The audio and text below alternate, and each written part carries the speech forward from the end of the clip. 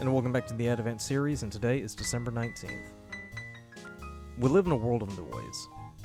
We need noise because it reminds us we are alive. It reminds us that our senses work in our tune. You see, people sleep with those white noise recordings to help them ease into the land of dreams.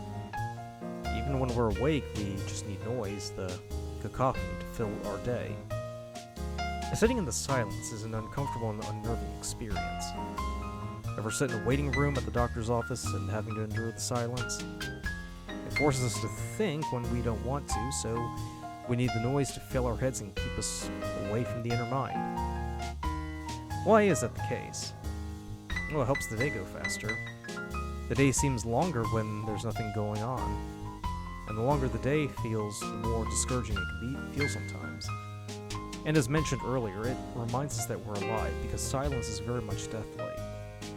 We don't want to go there if we can help it. I remember how we always had the radio on, playing those songs just to make the house feel lively, even as we pottered about doing our own thing. When we're chatting and the conversation comes from an awkward stage and silence descends, it helps shift the chat to another direction. And it makes us feel less lonesome whenever we're alone. The unfamiliar becomes familiar whenever we're walking through the woods and we know what to expect.